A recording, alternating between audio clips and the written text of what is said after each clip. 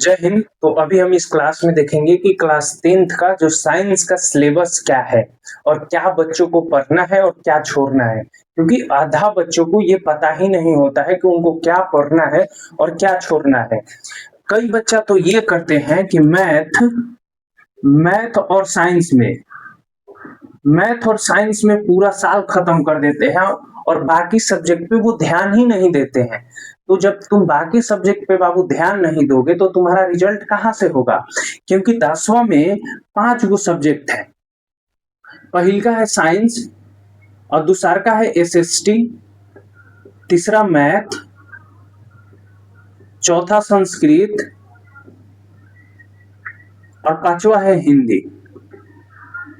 और एक्स्ट्रा में आपका जो नंबर नहीं जुड़ता है, छठा नंबर पे है इंग्लिश, लेकिन इसका नंबर नहीं जुड़ता है।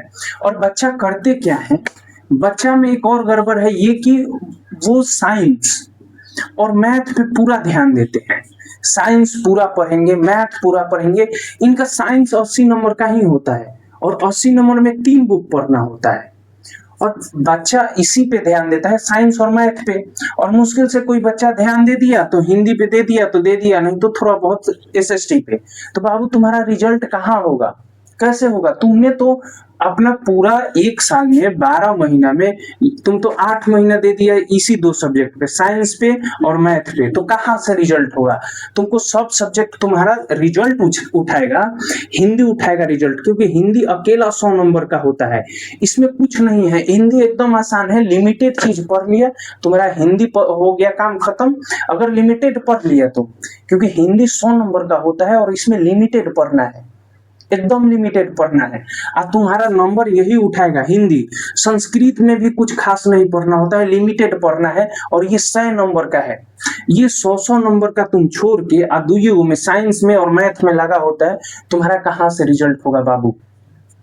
एसएसटी पे भी बच्चा ध्यान नहीं देता है। खैर इसमें भी 3-4 सब्जेक्ट आ जाते हैं तो ठीक है, ये ठीक है, लेकिन तुमको हिंदी और संस्कृत भूल के भी नहीं छोड़ना है, क्योंकि तुम्हारा नंबर यही उठाएगा, यही तुम्हारा नंबर उठाएगा। अभी इसमें हम देखेंगे कि साइंस का सिलेबस क्या है, क्या साइंस में पढ़ना है और क्या छोड़ना है, क्योंकि 80 नंबर का तुम्हारा पेपर होता है। तुम उसी में 3-4 महीना दे देता है और जब रिजल्ट आएगा तो बोलेगा कि मेरा रिजल्ट हुआ ही नहीं है, बोर्डे गड़बड़ है, तो फलाना ढिमका बोलेगा। तुम तो दे दिया, ये 80 नंबर का पेपर होता है साइंस और उसमें तुम अपना दे दिया 8 महीना, कहाँ पे रिजल्ट होगा बाबू? साइंस में तुम कम से कम साइंस में देना है तो तुम 3 महीना दो, 3 महीना में साइंस को खत्म कर दो। हम इसलिए साइंस को 3 महीना बोल रहे हैं क्योंकि जब 10th से जाएगा तुम 12th में, जब +2 में जाएगा तो उसमें साइंस जो होता है वो काफी ज्यादा टफ हो जाता है, इसलिए इसमें तो थोड़ा ध्यान देना भी जरूरी है। लेकिन नंबर तुमको उठाना होगा तो हिंदी और संस्कृत को भूल के भी मत छोड़ना। देखो जो साइंस होता है, क्लास 10th में साइंस का सिलेबस देखते हैं, इसमें तुम्हारा 3 गो चैप्टर होता है, 3 गो बुक होता है। पहला बुक होता है फिजिक्स, जिसको हम भौतिकी बोलते हैं। दूसरा होता है केमिस्ट्री, जिसको हम रसायन शास्त्र बोलते हैं।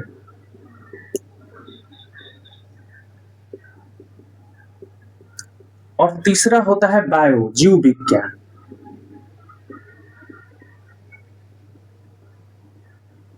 देख बाबू, जो तुम्हारा विज्ञान का सिलेबस है, साइंस मतलब विज्ञान, जो तुम्हारा विज्ञान में पढ़ना है वो 3 गो सिलेबस पढ़ना है, फिजिक्स, केमिस्ट्री, बायोलॉजी। और पेपर तुम्हारा होता है महज 80 नंबर का। देखो तुम्हारा जो ये तीनों के मिला के, अलग अलग नहीं बाबू, ये तीनों मिला के तुम्हारा पेपर होता है 100 नंबर का, 100 नंबर का। अब इस 100 नंबर में से तुम्हारा 100 नंबर में से 20 नंबर प्रैक्टिकल होता है, जो तुम्हारा स्कूल लेगा। ये 20 नंबर तुमको स्कूल देगा नंबर, तुम्हारा इसका कोई एग्जाम नहीं होता है, तुम्हारे स्कूल में प्रैक्टिकल होता है। तुम्हारा 80 नंबर का मेन एग्जाम होता है, जब परीक्षा हॉल में बैठेगा तो 80 नंबर का एग्जाम होगा। इसमें लड़का पगलाइल रहता है, कहे से कि एग्जाम 80 नंबर का होगा।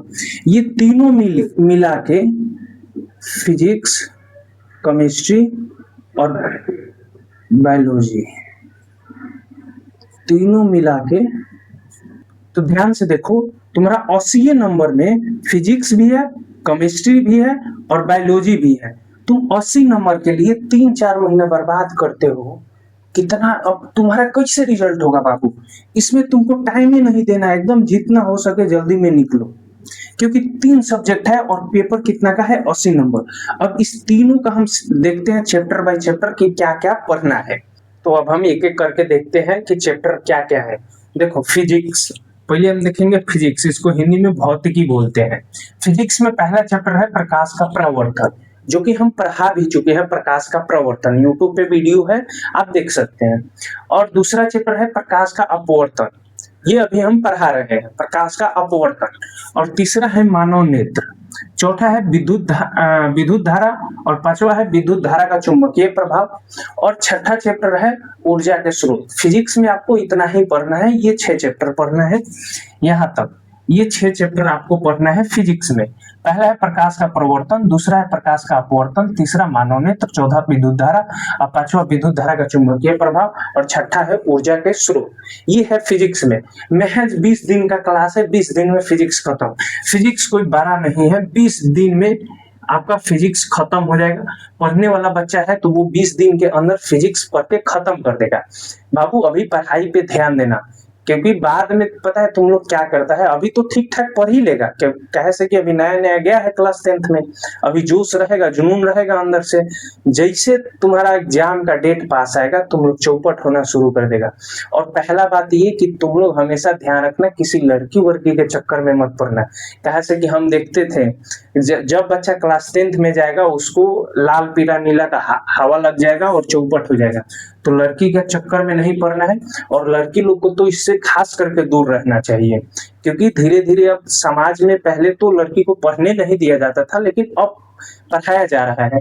तो कुछ ऐसा आप लोग मत कीजिएगा जिससे आपके पढ़ाई को क्षति पहुंचे या आपको रोका जाए पढ़ाई से, क्योंकि पहले का समाज पढ़ने ही नहीं देता था, जो कि बहुत गलत था। अब धीरे धीरे लड़कियां पढ़ रही हैं और ये अभी तो देखा जा रहा है कि वो काफी टफ भी कर रही हैं, बिहार बोर्ड में टफ भी कर रही हैं लड़कियां।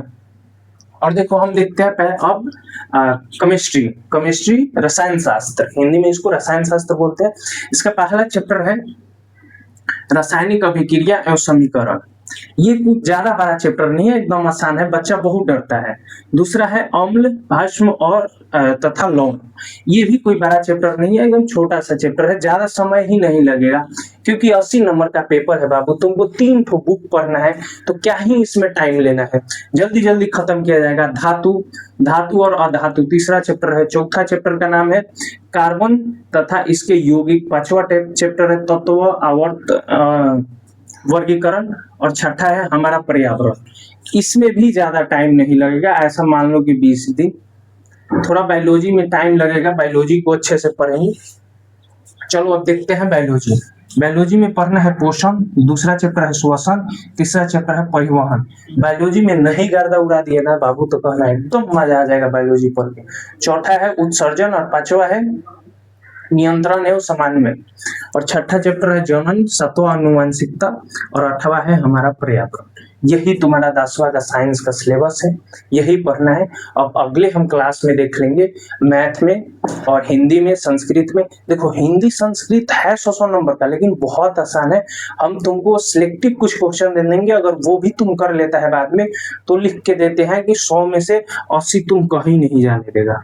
हम सिलेक्टिव कुछ क्वेश्चन देंगे हिंदी और संस्कृत में, तुम्हारा 100 में से 80 कहीं नहीं जाएगा बाबू, हम लिख के देते हैं। लास्ट के समय में हम सिलेक्टिव कुछ क्वेश्चन दे देंगे और वहीं से आएगा, वहीं से पूछेगा। जो पढ़ाएंगे एकदम सीधा पेपर छप के आएगा, नहीं आया तो फिर कहना। अब अगला हम क्लास में देख लेंगे और भी सब्जेक्ट। अभी तो साइंस देख लिए, फिर हिंदी इंग्लिश का भी देख लेंगे, क्योंकि इंग्लिश भी तो पूछता है, उसमें भी तो फेल नहीं होना है। तो अब मिलते हैं अगले क्लास में, तब तक के लिए जय हिंद।